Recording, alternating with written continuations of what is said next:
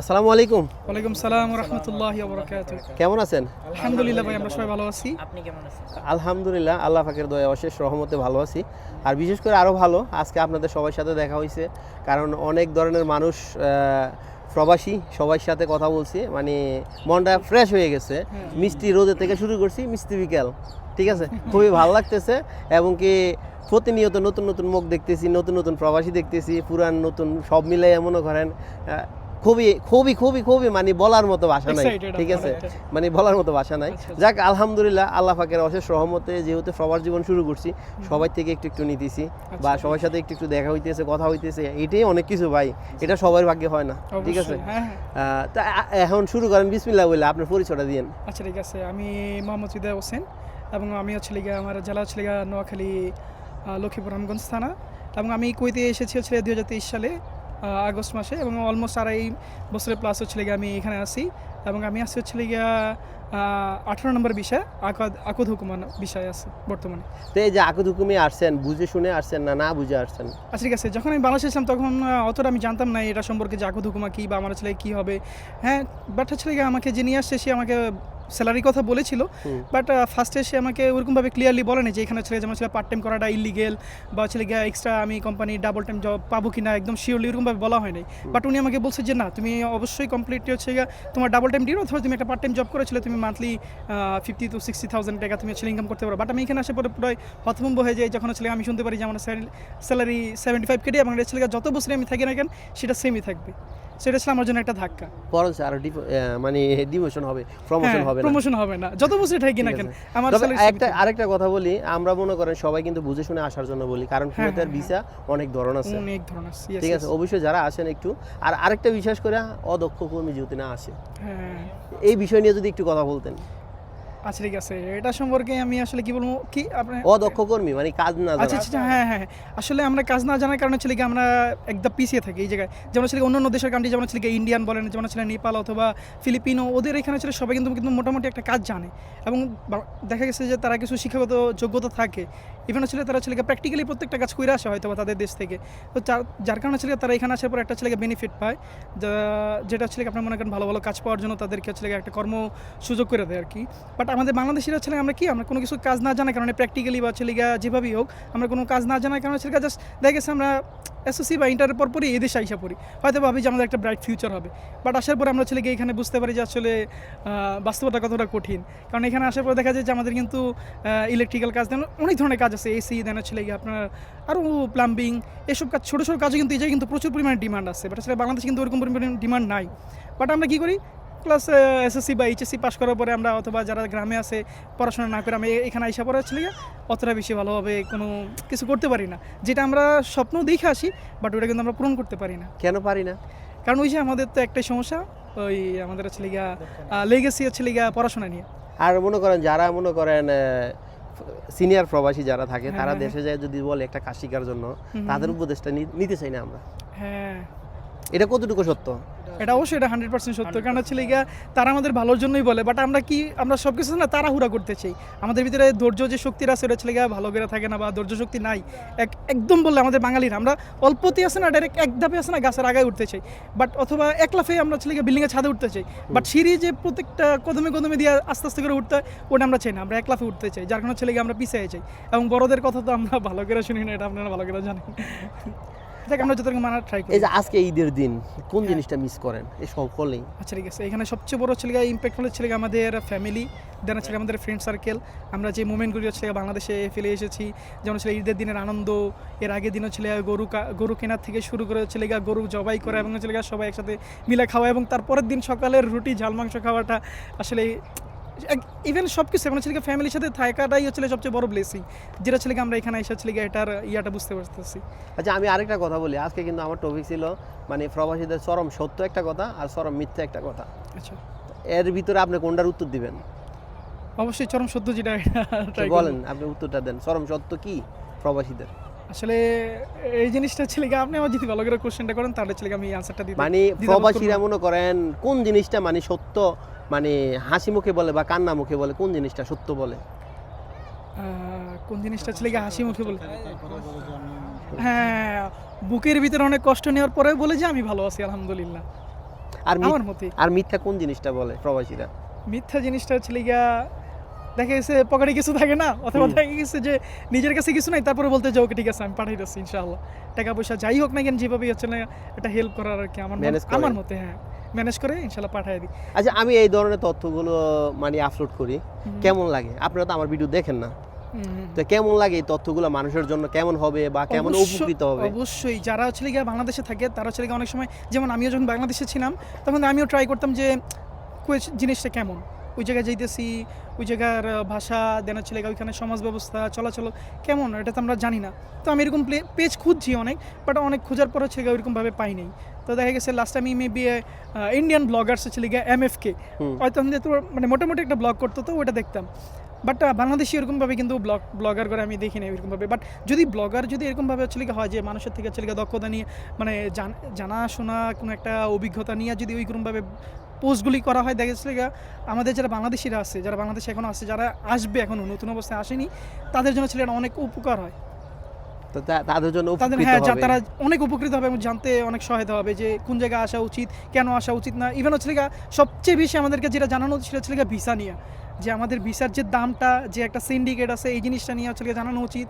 দেন হচ্ছে আমাদের যে ম্যানেজমেন্টগুলি আছে, আমাদের যে এম্বাসি আছে, এদের যে ম্যানেজমেন্টগুলি একটুও ভালো না। সো আচ্ছা, আরেকটা জিনিস আমি বলি আপনারে, যেহেতু এম্বাসির কথা বলছেন, কিন্তু প্রতি মাসে সপ্তাহের প্রথম 10 দিনের ভিতরে একদিন গণশুনানি হয়, এটা জানেন কিনা?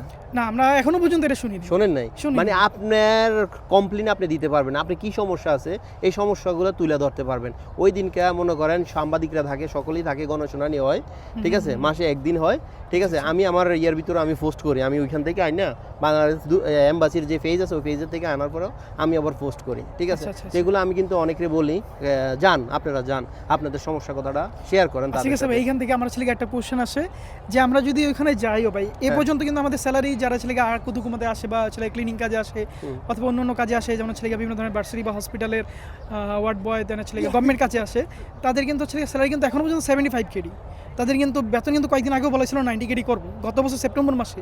বাট এখন কিন্তু অলরেডি 2026-এর মে মাস চলতেছে, এখনো পর্যন্ত কিন্তু আমাদের স্যালারি কোনোভাবে বাড়েনি। আপনি সেটা বলবেন কি, গত কিছুদিন আগে, এক সপ্তাহ আগে দুইটা শন পেপার বার হয়েছে, আমার চেক করার জন্য দিছে, আমি দেখছি 75 দিনার শন পেপারে আছে, এখনো চেঞ্জ হয় নাই। তো কাগজে কলমে চেঞ্জ হয় নাই, আর মৌখিকটা তো মনে করেন মৌখিকভাবে চামড়ার মুখ একদম পুরা বলতেছে, সবকিছু সরাই দিতেছে। ঠিক আছে। ছেলেকে তো অতএব এটা মনে করেন আমরা সকল প্রবাসীরা মনে করেন আমরা প্রতিবাদ করতে হবে, প্রতিবাদ যদি না করি তাহলে মনে করেন আমরা এটা পাবো না। একটা মিনিট আমি একটা কথা বলি, যে যেমন অন্য দেশের যে অ্যাম্বাসিডার যেরকম স্ট্রং, আমাদের বাংলাদেশ অ্যাম্বাসিডার এত স্ট্রং না।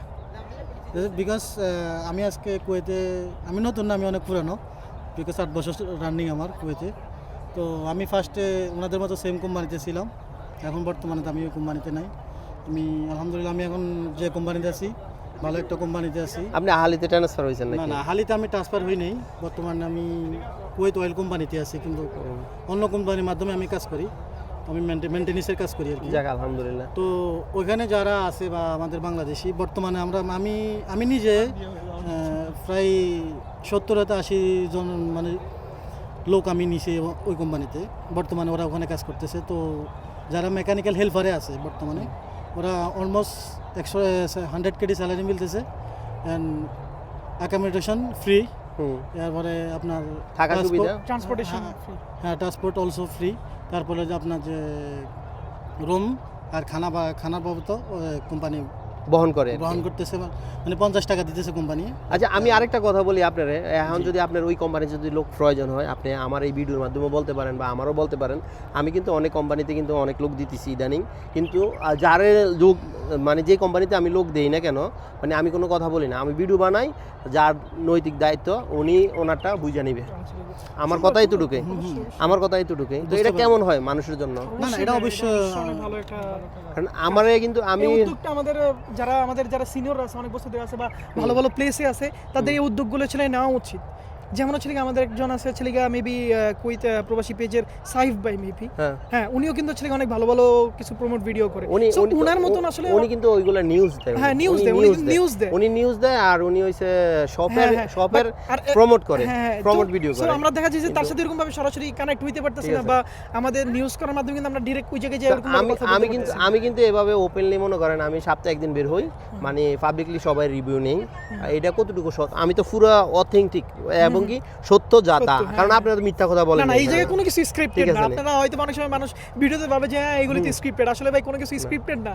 এই জায়গায় সবকিছু ছিল সবাই একেবারে সবার ন্যাচারাল, বাস্তবতার, হ্যাঁ, যেমন আল্লাহ reality দেওয়া এই যেটা। যে সম্পূর্ণ যেটুকু দেখতেছি সবটা যেমন ন্যাচারাল, হ্যাঁ। আমাদের এই ভিডিও কথাগুলো সবগুলো ন্যাচারাল, Natural, হ্যাঁ, কারণ এখানে reality আমাদের যেটা কোনো মিথ্যা বলার কোনো ইয়ে নাই। না, না। ঠিক আছে, কারণ আমরা মিথ্যা বললে আমাদের কোনো উপকার হবে না, অপকার হবে, অবশ্যই। বরং আমাদের মানে ট্যাটাসের সাথে যাবে না। ঠিক আছে, আমাদের সাথে যাবে না এটা। তো অতএব আমি এটাই বলতেছি, আপনাদের যাদেরই যেই কোনো কোম্পানিতে লোকের দরকার থাকে তা আমার ইনবক্স করবেন, আর কোন কোন লোকের দরকার হয়, কোন কোন জায়গায় দরকার হয় তাও বলবেন, বা পার্ট টাইম বা ফুল টাইম, মানে যেমনই কাজের প্রয়োজন হয় আমারও বলবেন। আমি ইনশাল্লাহ ভিডিওর মাধ্যমে ইনশাল্লাহ যতটুকু পারি আমি এতটুকু হেল্প করবো, শুধু প্রবাসীদের জন্য। ইনশাআল্লাহ ভাই, কারণ আমরা- এখানে আমার একটাই ফয়দা, আমার জন্য একটা ভাই কাজ পাইছে, আমার এটাই ফয়দা, এবং কি দেশে টাকা যাইব, তার পরিবারটা সুন্দর চলবে, সুন্দর থাকবে, অবশ্যই। সুন্দর খাবে। হ্যাঁ, ঠিক হ্যাঁ, আছে, আর আরেকটা বিশেষ করে বলি, সকল প্রবাসীরা আপনারা সবাই 5 ওয়াক্ত নামাজ পড়বেন, সুন্দর থাকবেন, সুন্দর ঘুমাবেন, কারণ যদি সুন্দর না ঘুমান তাহলে কিন্তু আপনি রোগান্তি হবেন। আসলে যেটা ঠিক চলে আছে, গিয়ে এই দেশে আসার পর আমরা একটা এফেক্ট পরে আর কি আমাদের উপরে হ্যাঁ অবশ্যই দৈনন্দিন পরে। জীবনে। আপনার বেশিরভাগে সোশ্যাল মিডিয়ায় বেশি ভিডিও দেখবেন না, যাই করেন না কেন, নিজের শরীরকে সুস্থ রাখবেন। আর আরেকটা কথা বলি আমি, আচ্ছা। মানে যদি আপনি নিজেরে ভালোবাসেন, নিজে কিছু সেভিং করবেন। আমার এটা প্রায় ভিডিওতে আমি বলি, এই কথাটা আসলেই কেমন ভাইয়া। আপনাদের থেকে আমি জানতে চাই। আচ্ছা ঠিক আছে, এখন হচ্ছে গিয়া আমরা এখানে আসার পরে আমরা জানি যে অনেকে ফ্যামিলি আছে, আমরা আমাদের ফ্যামিলি থেকে অনেক বিশ্বাস করি, বাট হচ্ছে গিয়া যতই আমরা বাইরের দেশে থাকি না কেন, আমাদের সবারই উচিত নিজের থেকে হচ্ছে আলাদাভাবে একটা সেভিংস করা।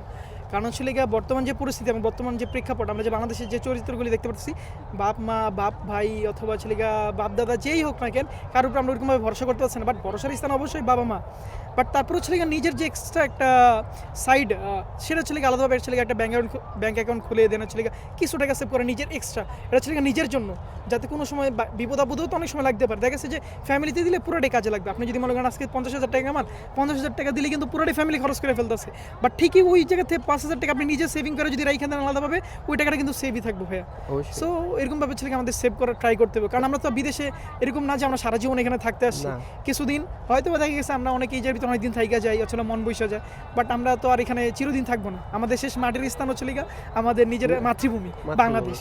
আমি আরেকটা কথা বলি, মনে করেন এই যে যারা প্রবাসে থাকে না, আমি মনে করি লং টাইম আপনার প্রবাসে না থাকা, আপনারা অনেক ছেলেদের স্বপ্ন থাকে কি, আমি একটা গাড়ি নেবো, একটা বাইক নেবো, হ্যাঁ। একটা বাড়ি করবো, আর একটা বিয়ে করবো।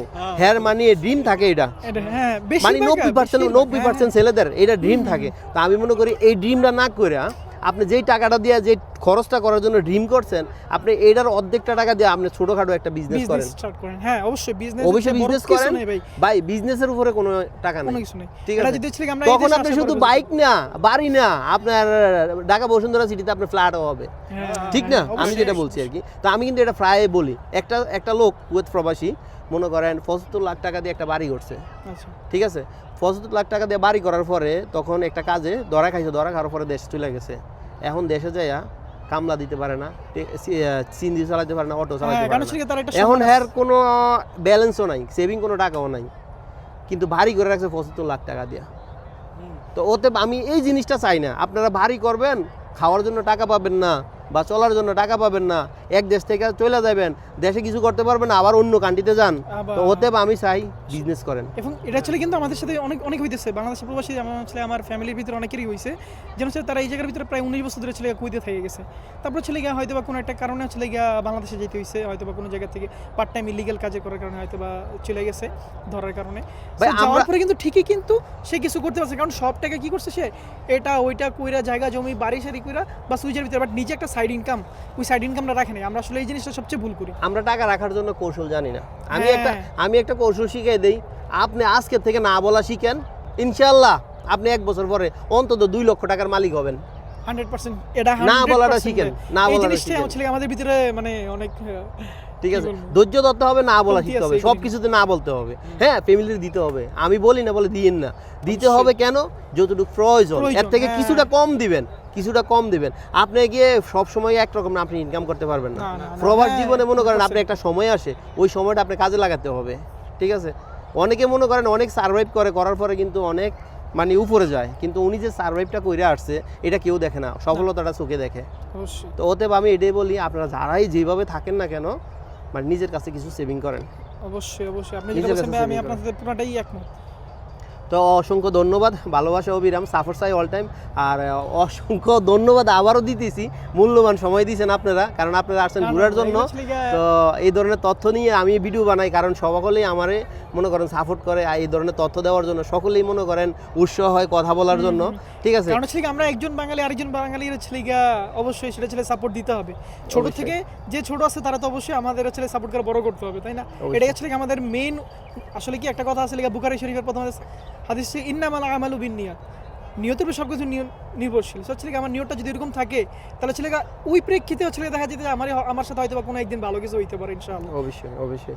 যাক, আপনাদের সাথে কথা বললে আমারও ভালো লাগছে ভাই, কারণ নতুন নতুন আমি কথা শিখতেছি, জানতেছি, বুঝতেছি, আমিও আবার আপনাদেরকে তুলে ধরতেছি। তো আশা করতেছি আপনারা আমার যথেষ্ট সাপোর্ট করবেন, সবসময় পাশে থাকবেন। ইনশাআল্লাহ কি বলেন? অবশ্যই করবেন নি? ইনশাআল্লাহ ভাই। ওকে, আল্লাহ হাফেজ। আসসালামু আলাইকুম।